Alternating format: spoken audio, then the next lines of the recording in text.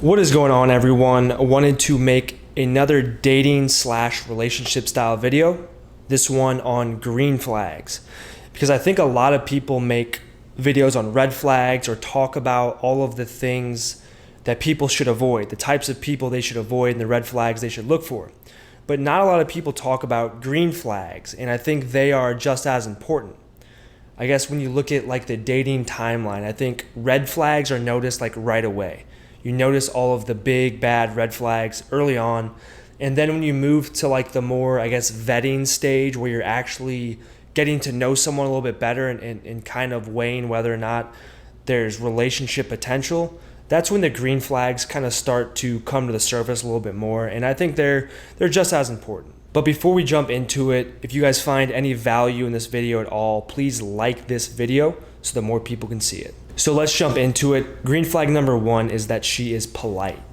And I know this may not be a big deal to a lot of people, but to me it is. And I think it's just because it's one of my pet peeves. But when people lack basic manners, it really rubs me the wrong way. Because I think it tells a lot about how someone was raised.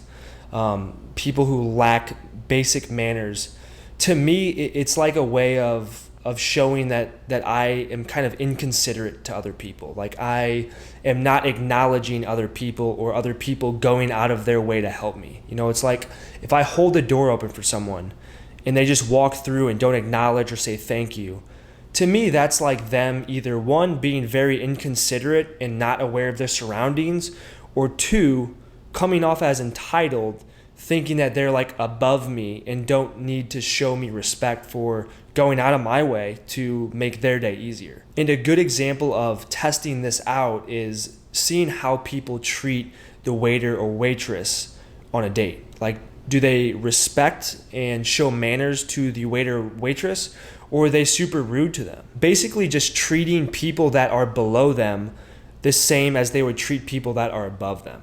All right, green flag number two, and that is she values hard work. And I'm not saying this from the perspective that she needs to be a like hashtag boss babe or a career woman or the breadwinner in the family or anything like that. I actually prefer the opposite for my relationships and how I want to like kind of set up my family moving forward.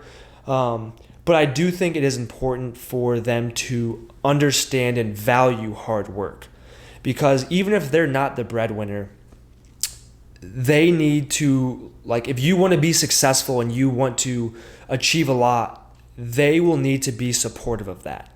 And if they value hard work and understand it, they will understand the sacrifices that you have to make and understand you putting in extra hours or going above and beyond with your work in order to create some sort of result that's going to create a better situation down the road.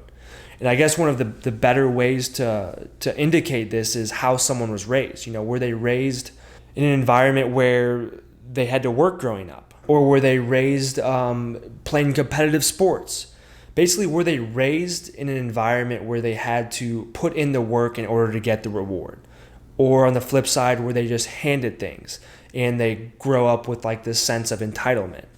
And I saw that a lot growing up, actually. There were families that would just give their kids like a brand new nice Mercedes as their first car. And then you see someone else who had to like buy their first car or work for it, and their value of money and their work ethic is just, it's totally different, and just their worldview is totally different.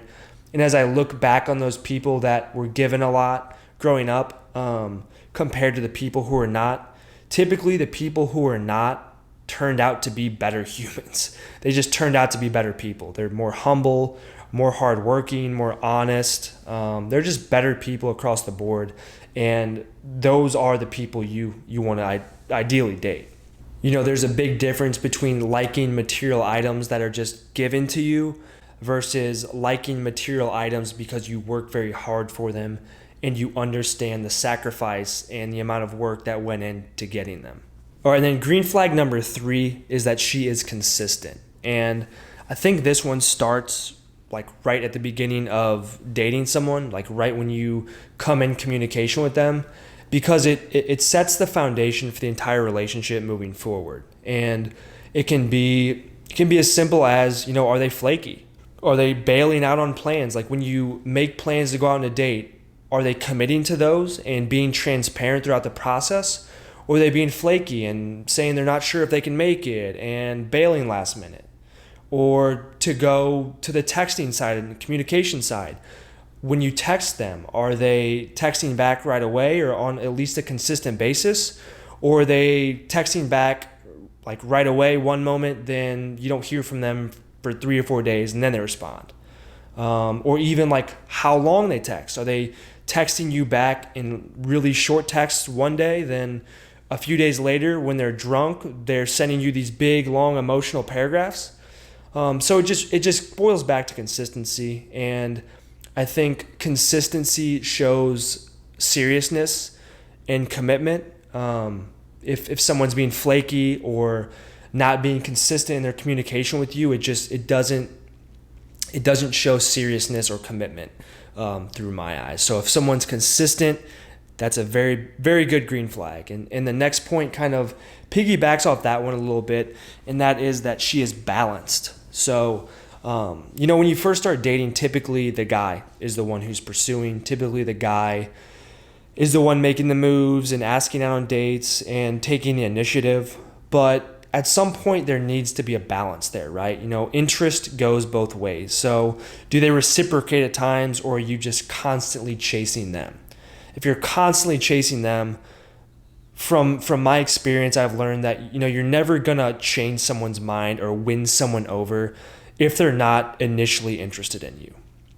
At least not anytime soon, maybe over the course of years. But if they're not showing any initial interest, I would say move on to the next one. Now, on the flip side, of course, you also don't want to become too clingy. And I think that goes back to the original point. Like, there has to be balance just in your life as well.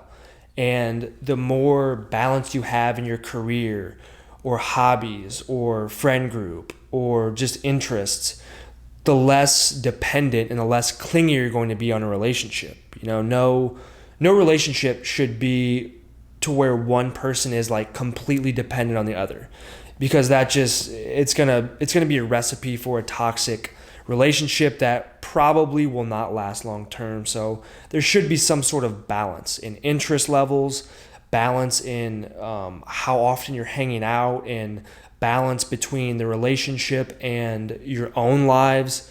Balance is key, and that's just something I've figured out and learned, not just in relationships, but just anywhere in life.